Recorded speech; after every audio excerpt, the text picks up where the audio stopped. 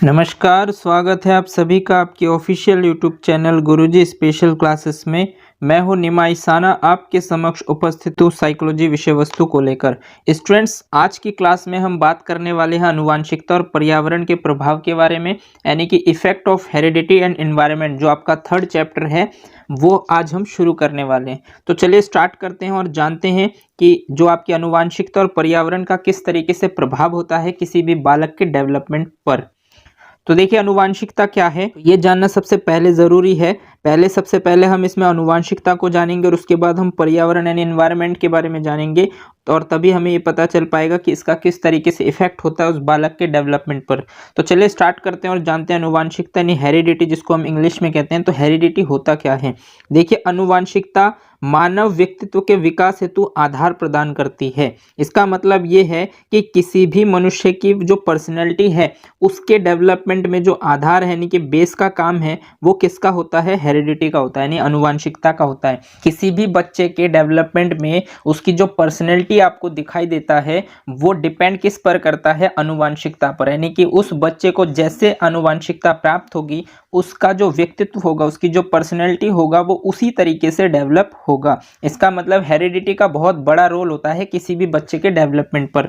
ठीक, अब हेरिडिटी को अगर हम दूसरे शब्दों में बात करें तो आनुवांशिकता वह है जिसके साथ एक व्यक्ति का जन्म होता है। मान लीजिए कि किसी भी बच्चे का जो जन्म होता है वो हेरिडिटी के साथ होता है, यानी कि उस बच्चे को जो भी चीजें प्राप्त होता है वो उसकी हेरिडिटी है, यानी कि उसके माता पिता से जो भी बच्चे को प्राप्त हुआ वही आपकी हेरिडिटी है। क्लियर है? नेक्स्ट पॉइंट इसी में हम पढ़ते हैं कि किसी बच्चे में माता पिता द्वारा आनुवांशिक रूप से प्राप्त किए गए सभी गुणों को आनुवांशिकता कहते हैं। देखिए, साफ साफ शब्दों में बताया गया है कि किसी भी बच्चे में उसके माता पिता द्वारा जो भी उसे आनुवांशिक रूप से प्राप्त होते हैं, जो भी गुण उसको मिलते हैं, उसी को ही हम क्या बोलते हैं? आनुवांशिकता बोलते हैं। गर्भधारण समय पुरुष और महिला बीज कोशिकाओं के मिलने के कारण मादा जननांग कोशिका का गर्भधारण होता है। यानी कि जब किसी माँ का गर्भधारण होता है तो उस समय जो मेल और फीमेल से जो भी कोशिकाएं मिलते हैं तो उसके कारण मादा जननांग कोशिकाओं में गर्भधारण होता है, यानी कि उस माँ का गर्भधारण हो जाता है।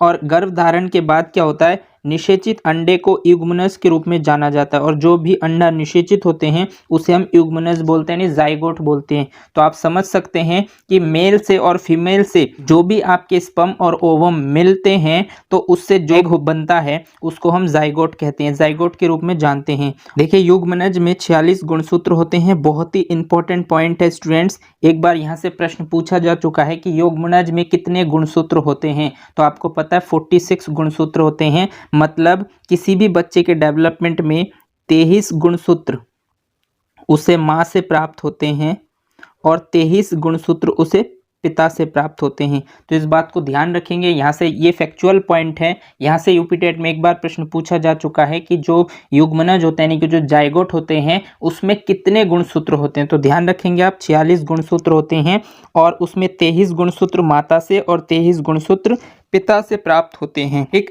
यहाँ पर क्वेश्चन में ऑप्शन ये भी हो सकता है आपके पास कि 23 जोड़े, तो ध्यान रखेंगे आप, ये हमेशा जोड़े में होते हैं। चाहे आपके पास गुणसूत्र 23 जोड़े हो वो भी राइट आंसर हो जाएगा, या फिर 46 गुणसूत्र हो वो भी राइट आंसर होगा। तो आप समझ सकते हैं कि किसी भी बच्चे का जो डेवलपमेंट होता है वो मेल स्पर्म और फीमेल ओवम से मिलकर जब भी एक एग का निर्माण होता है तो उस एग को ही जब वो निषेचित हो जाते हैं तो उसको हम जाइगोट कहते हैं। और एक जाइगोट में 46 गुणसूत्र होते हैं, जिसमें 23 गुणसूत्र माता से प्राप्त होते हैं और 23 ही गुणसूत्र पिता से प्राप्त होते हैं। इसका मतलब किसी भी बच्चे का जो जन्म होता है वो उसके माता पिता द्वारा जो भी उसे आनुवांशिक गुण प्राप्त होते हैं उसी को ही हम क्या बोलते हैं? आनुवांशिकता कहते हैं। आई होप आप हेरिडिटी को समझ पाए होंगे।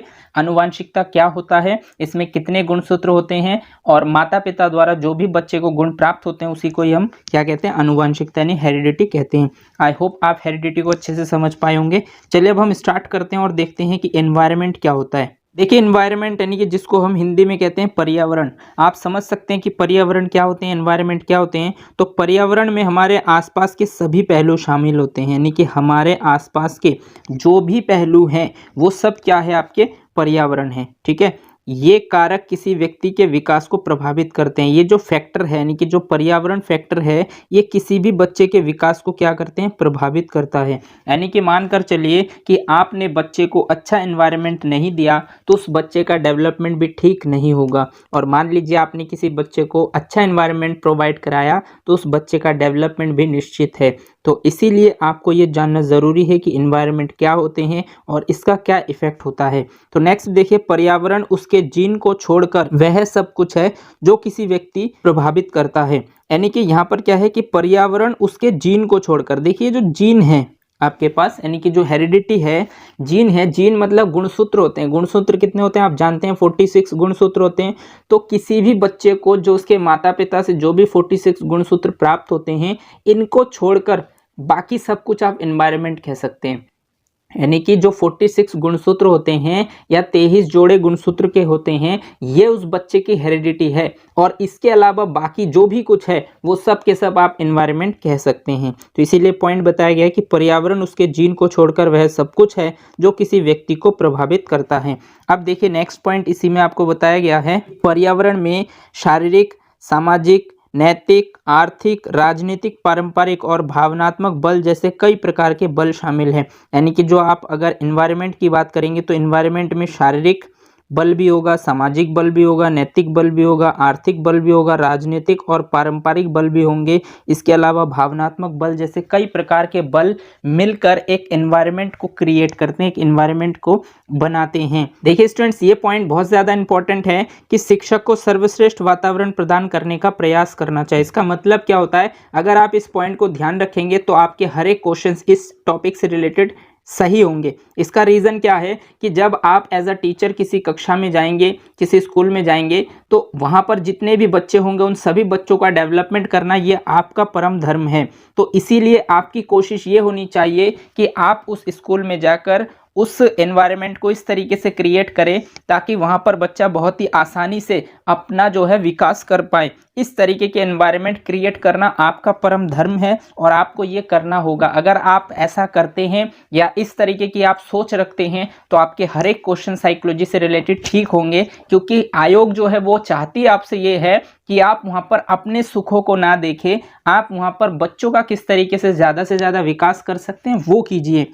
इसीलिए ये जो आपका एलिजिबिलिटी टेस्ट लिया जा रहा है, ये इसीलिए लिया जा रहा है ताकि आपके व्यवहार में चेंजेस हुए हैं कि नहीं हुए हैं, ये आयोग आपसे देखना चाहती है। ठीक है, तो शिक्षक को सर्वश्रेष्ठ वातावरण प्रदान करने का प्रयास करना चाहिए। यानी कि प्राथमिकता आपकी यही होनी चाहिए जिससे कि बच्चे का विकास हो सके, यानी कि बच्चे का सर्वांगीण विकास किस तरीके से हो सके। बच्चे का सर्वांगीण विकास करने के लिए शिक्षक को किस तरीके के वातावरण तैयार करने की आवश्यकता है वो शिक्षक को करना होगा। और यदि शिक्षक ऐसा कर पाते हैं तो उस स्कूल के जितने भी बच्चे होंगे उनका डेवलपमेंट उचित तरीके से हो सकेगा। तो यही आयोग की मनोदशा है। जो आपसे इस टॉपिक से रिलेटेड प्रश्न पूछे जाएंगे वो कहीं ना कहीं पर्यावरण पर प्रभावित होंगे। यानी कि आपसे पूछा जाएगा कि आप किस तरीके के पर्यावरण को देना चाहते हैं जिससे बच्चे का अधिक से अधिक डेवलपमेंट हो सके। आई होप आप हेरिडिटी एंड एनवायरनमेंट को बहुत अच्छे से समझ पाए होंगे।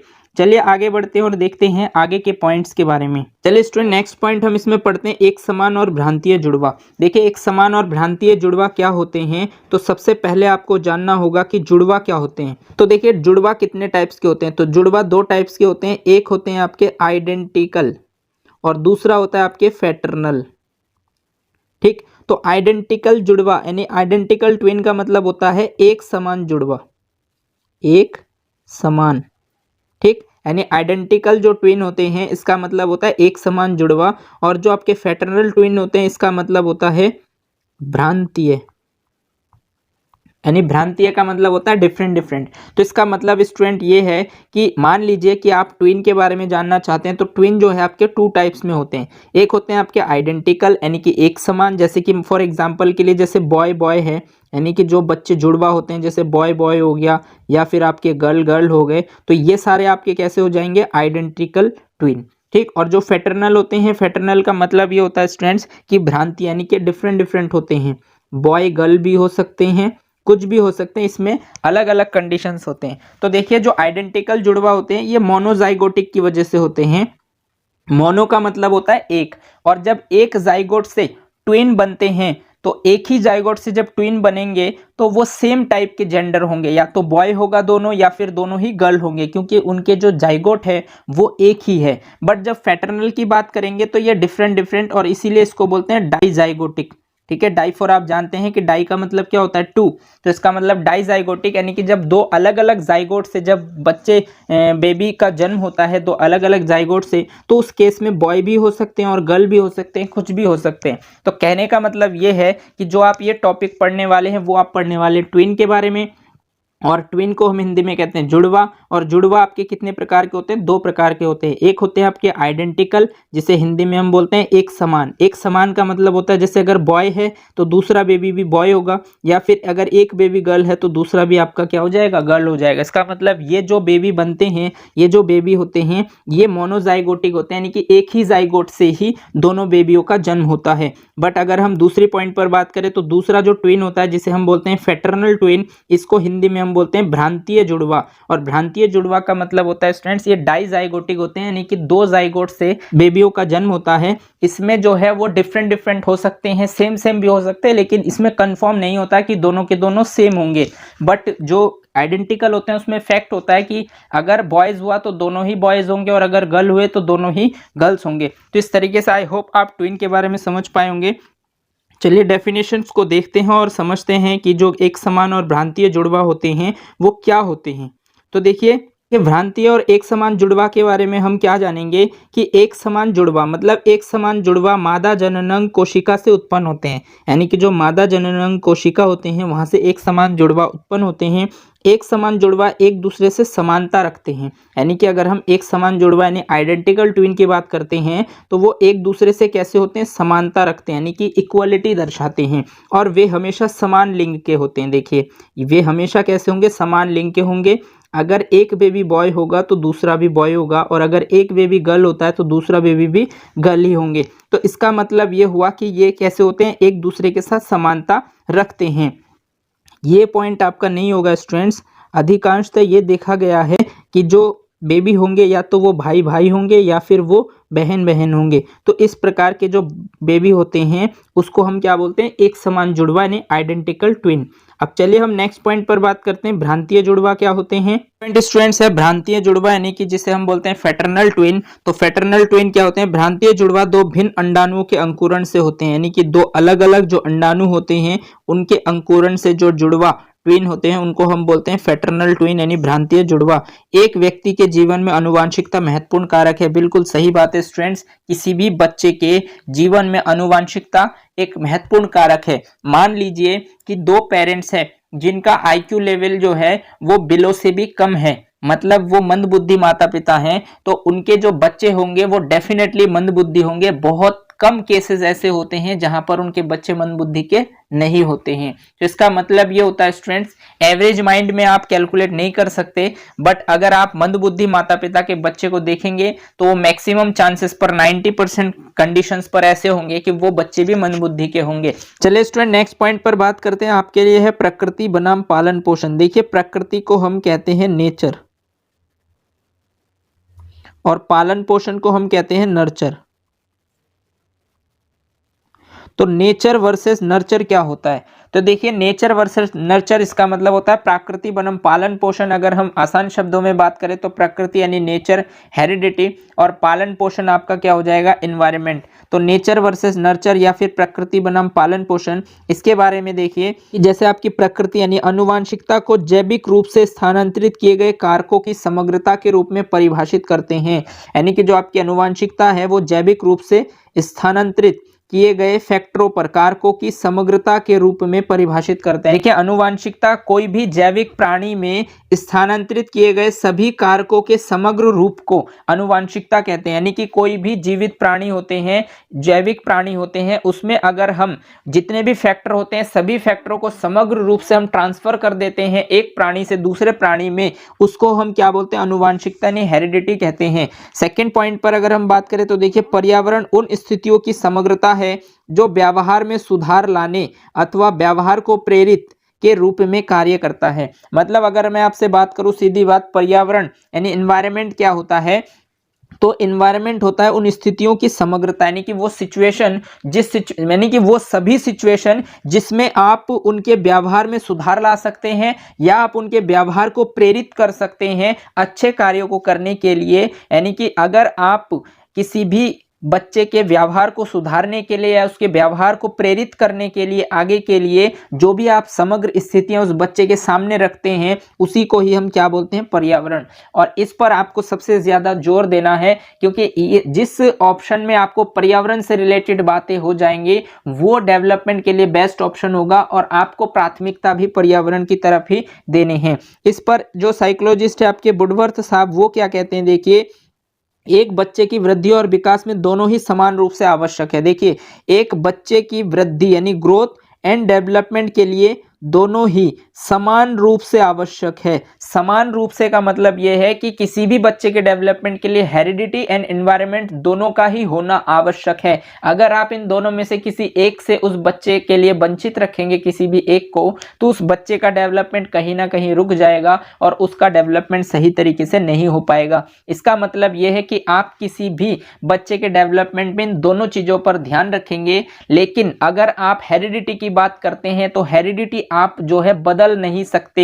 जो उस बच्चे को मिल चुका है उस बच्चे की हेरिडिटी वही रहेगी, वो कभी नहीं बदलेगी। बट आप उस बच्चे के एनवायरनमेंट को बदलकर उसे डेवलप कर सकते हैं। इसीलिए आपको प्राथमिकता हमेशा डेवलपमेंट पर देनी है। मतलब आपको डेवलपमेंट पर ध्यान देने के लिए आपको प्राथमिकता हमेशा एनवायरनमेंट की तरफ रखना है कि आप एनवायरनमेंट को उसके लिए कितना बेस्ट बना सकते हैं, इस बात पर आपको ध्यान देना होगा। व्यक्ति आनुवंशिकता और पर्यावरण के मध्य गुणों का परिणाम है। देखिए, अगर मैं आपको बात करूं कि व्यक्ति जो होता है, किसी भी बच्चे का जो डेवलपमेंट होता है वो आनुवंशिकता और पर्यावरण के मध्य गुणों का परिणाम होता है। यानी कि अगर मैं आपसे साफ शब्दों में बात करूं तो साफ शब्दों में आप ये कह सकते हैं कि किसी भी बच्चे का जो डेवलपमेंट होता है, किसी भी बच्चे का जो डेवलपमेंट होता है वो हेरिडिटी मल्टीप्लाई एनवायरनमेंट, यानी कि हेरिडिटी आनुवंशिकता और एनवायरनमेंट का गुणनफल आपका क्या होता है, डेवलपमेंट होता है। ये बात अवश्य ध्यान रखिएगा कि जो हेरिडिटी है और जो एनवायरनमेंट है उनकी अगर आप गुना करते हैं, यानी हेरिडिटी एंड एनवायरनमेंट को जब आप मल्टीप्लाई करते हैं तो आपको डेवलपमेंट मिलता है। अगर इसमें से आप एक भी पॉइंट को, यानी या तो आप हेरिडिटी को हटा दें या फिर आप एनवायरनमेंट को हटा दें, तो कहीं ना कहीं उस बच्चे का डेवलपमेंट प्रभावित हो जाएगा, उसका डेवलपमेंट नहीं हो पाएगा। इसीलिए किसी भी बच्चे के डेवलपमेंट के लिए हेरिडिटी एंड एनवायरनमेंट दोनों आवश्यक है। बट हेरिडिटी हमेशा फिक्स होता है, हेरिडिटी कभी भी चेंज नहीं होते, बट एनवायरनमेंट को आप चेंज कर सकते हैं। इसीलिए आपको ध्यान हमेशा एनवायरनमेंट पर देने हैं, क्योंकि जब किसी बच्चे का जन्म होता है तो उसे अपने माता पिता से जो भी आनुवंशिक गुण प्राप्त होते हैं, जो भी गुण उसे प्राप्त होते हैं, आनुवंशिकता कहते हैं, और इसको आप बदल नहीं सकते। बट आप उस बच्चे के डेवलपमेंट के लिए उसके एनवायरनमेंट को चेंज कर सकते हैं और चेंज करके उस बच्चे का डेवलपमेंट कर सकते हैं। आई होप आप मेरी बातों को समझ पाए होंगे। अगर आपसे कभी भी डेवलपमेंट एक शब्द में पूछा जाए तो आप एनवायरनमेंट इनटू हेरिडिटी को ध्यान रखेंगे। ये पॉइंट बहुत ज्यादा इंपॉर्टेंट है कि heredity into environment is equal to development, यानी कि किसी भी बच्चे के डेवलपमेंट में हेरिडिटी और एनवायरनमेंट का जो गुणनफल होता है वही उस बच्चे का डेवलपमेंट होता है। तो चलिए आगे बढ़ते हैं और देखते हैं आगे के पॉइंट्स के बारे में। नेक्स्ट पॉइंट स्टूडेंट्स है आनुवंशिकता का नियम, यानी कि लॉ ऑफ हेरिडिटी, यानी कि हेरिडिटी से रिलेटेड जो लॉ है वो आपके देने वाले कौन थे। तो देखिए, जोहन ग्रेगर मेंडल ने, यानी जोहन ग्रेगर मेंडल ने आनुवंशिकता के 2 नियम प्रतिपादित किए थे। यानी कि हेरिडिटी से रिलेटेड जो लॉ दिए गए हैं वो किसके द्वारा दिए गए हैं, जोहन ग्रेगर मेंडल के द्वारा। ये प्रश्न आपसे पूछा जा सकता है कि आनुवंशिकता के नियम किस मनोवैज्ञानिक द्वारा दिए गए हैं, तो जोहन ग्रेगर मेंडल के द्वारा आनुवंशिकता के 2 नियम दिए गए हैं। नंबर फर्स्ट होता है पृथक्करण अथवा प्रभुत्व का नियम, और नंबर सेकंड होता है आपका स्वतंत्र वर्गीकरण का नियम। तो ध्यान रखेंगे स्टूडेंट्स, पृथक्करण अथवा प्रभुत्व का नियम क्या होता है। यदि एक जीन के लक्षण एक पीढ़ी में नहीं प्रकट होते तो इसका अर्थ यह नहीं है कि वे समाप्त हो गए, वे भविष्य की पीढ़ियों में प्रमुख रूप से प्रकट हो सकते हैं। इसका मतलब ये स्टूडेंट्स, अगर मान लीजिए आप किसी बच्चे में उसके माता पिता से प्राप्त जीन के लक्षण आप नहीं देखते हैं, या फिर आपको लगता है कि उसके माता पिता में इस प्रकार के गुण नहीं हैं, तो इसका अर्थ यह नहीं है कि वे समाप्त हो गए, वे भविष्य में भविष्य की पीढ़ियों में प्रमुख रूप से प्रकट हो सकते हैं। यानी कि किसी भी बच्चे के जो गुण हैं अगर उसके माता पिता से मेल नहीं खाते हैं तो इसका मतलब ये नहीं है कि उसके माता पिता से जो हेरिडिटी उसको मिली है वो समाप्त हो गए हैं। वो लक्षण उसे आगे आने वाले समय में भी देखे जा सकते हैं। इसी नियम को उन्होंने नाम दिया है प्रभुत्व का नियम या फिर पृथक्करण का नियम। क्लियर है। नेक्स्ट पॉइंट पर हम बात करते हैं। देखिए सेकंड है आपके लिए स्वतंत्र वर्गीकरण का नियम, यानी कि आप स्वतंत्र रूप से वर्गीकृत कर सके, आप क्लासिफाइड कर सके इंडिपेंडेंटली। तो इस नियम के बारे में देखिए, यह नियम व्याख्या करता है कि एक आनुवांशिक लक्षण का वितरण अन्य लक्षणों के वितरण को प्रभावित नहीं करता है। यानी कि अगर आप एक आनुवांशिक लक्षण की बात करेंगे, यानी कि एक आनुवांशिक लक्षण का जो वितरण होता है वो अन्य लक्षणों के वितरण को प्रभावित नहीं करते। मतलब आप जो है एक लक्षण आपके जो है दूसरे लक्षण को प्रभावित नहीं करते। एक लक्षण अलग होता है, दूसरा लक्षण अपने आप में अलग होते हैं।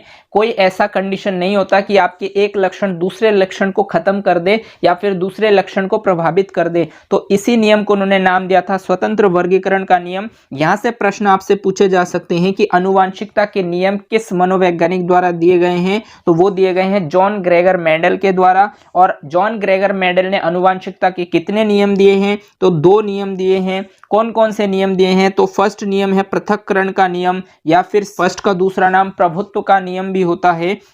और इसी तरीके से सेकंड नियम होता है स्वतंत्र वर्गीकरण का नियम। तो आपके जो है जॉन ग्रेगर मेंडल के द्वारा आनुवांशिकता के 2 नियम दिए गए हैं। एक है पृथक्करण या प्रभुत्व का नियम और दूसरा है स्वतंत्र वर्गीकरण का नियम। आई होप आप दोनों नियमों को समझ पाए होंगे कि पृथक्करण या प्रभुत्व का नियम क्या है कि एक पीढ़ी में माता पिता से प्राप्त लक्षण अगर प्रकट नहीं होते हैं तो ऐसा जरूरी नहीं है कि वो लक्षण समाप्त हो गए हैं। वो उसके भविष्य में आगे की पीढ़ियों में वो लक्षण प्रकट हो सकते हैं।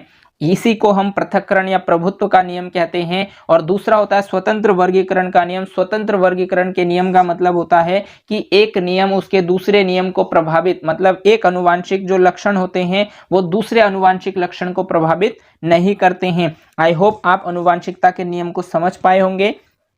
नेक्स्ट चलिए स्टूडेंट, नेक्स्ट पॉइंट पर हम बात करते हैं और ये आज के लिए आपका लास्ट पॉइंट हो जाएगा कि शैक्षिक आशय, यानी कि जो आनुवांशिकता और पर्यावरण का जो प्रभाव आप पढ़ रहे हैं इसका क्या शैक्षिक आशय है। मतलब आपको ये टॉपिक क्यों पढ़ने की आवश्यकता हुई या आपको आयोग इस टॉपिक को आपको क्यों दिया है आयोग ने, ये जानना बहुत ज़्यादा ज़रूरी है। इस टॉपिक को पढ़ने के बाद आपको क्या यहाँ से हेल्प मिल सकता है या आयोग आपसे क्या पूछना चाहती है, इस बारे में आपको जानना ज़रूरी है। तो चलिए देखते हैं इसमें। दोनों कारकों का ज्ञान होने से शिक्षक को विभिन्न विषयों और शिक्षण में अपने छात्रों के मध्य व्यक्तिगत मतभेदों को खोजने में मदद मिलेगी। देखिए साफ साफ शब्दों में बताया गया है कि जो हेरिडिटी एंड एनवायरनमेंट के जो कारक होते हैं, दोनों कारकों का ज्ञान जब आप लेंगे तो शिक्षक को विभिन्न विषयों और शिक्षण में अपने छात्रों के मध्य व्यक्तिगत मतभेद को खोजने में मदद मिलेगी। इसका मतलब ये स्टूडेंट, जब आप कक्षा में बच्चों को पढ़ाएंगे तो उस पढ़ाने के दौरान आपके सामने बहुत सारे प्रॉब्लम्स क्रिएट होंगे, जैसे सब्जेक्ट से रिलेटेड या टीचिंग से रिलेटेड या फिर छात्रों के मध्य बहुत सारे व्यक्तिगत मतभेद आपको देखने को मिलेंगे। हर एक बच्चा एक ही तरीके से आपके सवालों को या आपके सब्जेक्ट्स को नहीं समझ पाएंगे। तो जब आप इस चीज़ को समझेंगे, जब आप इस टॉपिक को पढ़ेंगे तो शायद आप उस बच्चे को समझ पाए कि उस बच्चे को किस चीज़ की आवश्यकता है, क्या उसकी हेरिडिटी सही नहीं है, उसको किस तरीके से मैं एनवायरनमेंट प्रोवाइड करूँ ताकि उसका डेवलपमेंट हो सके। और अगर किसी बच्चे को हेरिडिटी अच्छी मिली है तो उस बच्चे को और कितना ज्यादा इंप्रूव किया जाए और किस तरीके से एनवायरनमेंट प्रोवाइड किया जाए ताकि वो बच्चा आगे जाके और ज्यादा डेवलप हो सके। तो इसके लिए ही आपको ये टॉपिक पढ़ने की आवश्यकता है। जब आप इस टॉपिक को पढ़ेंगे तब आप समझ पाएंगे कि आप हेरिडिटी एंड एनवायरनमेंट को क्यों पढ़ रहे हैं और इसका क्या रीजन है आपके आने वाले एग्जाम्स में। अतः शिक्षक को अवश्य ही छात्र को एक अनुकूल वातावरण प्रदान करना चाहिए। बिल्कुल सही बात है कि शिक्षक का हमेशा यही मोटो होना चाहिए कि वो बच्चे को एक अनुकूल वातावरण प्रदान कर पाए जिससे उस बच्चे का उचित डेवलपमेंट हो और उनसे समान रूप से व्यवहार करना चाहिए। बिल्कुल सही बात है। देखिए एज अ टीचर आप किसी भी बच्चे के साथ पार्शियलिटी नहीं करेंगे। अगर आप एक अच्छे अध्यापक हैं, अच्छे शिक्षक हैं, तो आप किसी भी बच्चे में मतभेद नहीं करेंगे, क्योंकि मतभेद आपको बिल्कुल भी नहीं करना। अगर आप मतभेद करते हैं तो बच्चों में हीन भावनाएं उत्पन्न होती है। इसीलिए हमें कोशिश ये करना चाहिए कि हमारे लिए सभी बच्चे एक जैसे हैं और हमें सबके साथ समान रूप से व्यवहार करने चाहिए। शिक्षक को उन्हें पर्यावरण के साथ साथ समझौता करने हेतु प्रेरित करने चाहिए। बिल्कुल महत्वपूर्ण पॉइंट है स्टूडेंट्स कि एज अ टीचर आप क्या करेंगे कि उन्हें पर्यावरण के साथ साथ समझौता करने हेतु प्रेरित करना चाहिए। जिस बच्चे को जैसा एनवायरनमेंट मिला है उस बच्चे को उसी एनवायरनमेंट को स्वीकार कर लेना चाहिए, उसी में उसको खुश रहना चाहिए और आगे बढ़ने की आशाएं यानी कि आगे डेवलप होने के जो महत्वपूर्ण बिंदु है इसके बारे में उस बच्चे को जानकारी मिलनी चाहिए। उस बच्चे को इस तरीके के एनवायरनमेंट मिलने चाहिए कि वो बच्चा जो है किसी भी एनवायरनमेंट को स्वीकार कर सके, किसी भी एनवायरनमेंट के साथ समझौता कर सके और अपने आप को आगे की ओर डेवलप कर पाए। इस तरीके की सोच यदि आप में होंगे तो यहाँ से आपके एक प्रश्न पूछे जाएंगे जो आप बहुत ही आसानी से ठीक कर पाएंगे। अगर आप मेरी इन बातों को ध्यान से समझ पा रहे हैं, आपका मोटो ये होना चाहिए कि आप बच्चे के लिए उचित एनवायरनमेंट प्रदान करें। आप बच्चे को जितना अच्छा एनवायरनमेंट देंगे उस एनवायरनमेंट में उन बच्चों का डेवलपमेंट उतना ही अच्छे ढंग से हो पाएगा। दूसरा पॉइंट ये है कि आप सभी बच्चों के साथ समान रूप से व्यवहार करेंगे। आपके व्यवहार ऐसे नहीं होने चाहिए कि आप किसी बच्चे के लिए किसी बच्चे को ज़्यादा अधिक महत्व दे रहे हैं और किसी बच्चे को कम। आपके लिए सभी इक्वल है। और दूसरा ये है कि हर एक बच्चे को जो भी इन्वायरमेंट मिला है उसकी लाइफ में उस इन्वायरमेंट के साथ वो समझौता कर पाए और उसे स्वीकार कर पाए और अपनी जिंदगी को आगे बढ़ा पाए। इस तरीके की सोच आपके अंदर होनी चाहिए, तभी आप एक अच्छा एनवायरनमेंट क्रिएट कर सकते हैं, तभी आप उन बच्चों का डेवलपमेंट कर सकते हैं। आई होप आप मेरी बातों को समझ पाए होंगे स्टूडेंट्स। यहां से आपसे 1 से 2 प्रश्न पूछे जा सकते हैं। एक प्रश्न तो अवश्य ही पूछे जाएंगे और वो आप आसानी से ठीक कर सकते हैं अगर आप एनवायरनमेंट और इस टॉपिक को ज्यादा महत्व देंगे। मेरे हिसाब से आपको एनवायरनमेंट पर ज्यादा ध्यान देने की आवश्यकता है, लेकिन आप हेरिडिटी को इग्नोर नहीं कर सकते। आपको दोनों को लेकर चलना होगा और जिस क्वेश्चन में जिस ऑप्शन में हेरिडिटी और एनवायरनमेंट दोनों को महत्व मिलेगा वही ऑप्शन उस क्वेश्चन का राइट होगा। आई होप आप मेरी बातों को समझ पाए होंगे। आज के लिए बस इतना ही। अगर आपको ये क्लास अच्छी लगी हो तो इसे लाइक कीजिए, अपने दोस्तों के साथ शेयर कर दीजिए और चैनल को अगर आपने सब्सक्राइब नहीं किया है तो चैनल को सब्सक्राइब कर लीजिए और बेल आइकन को भी प्रेस कर दीजिए ताकि इसी तरीके के बेनिफिशियल वीडियो जब भी मैं आपके लिए बनाऊं तो आपको टाइम टू टाइम नोटिफिकेशन मिलते रहें। धन्यवाद। जय हिंद।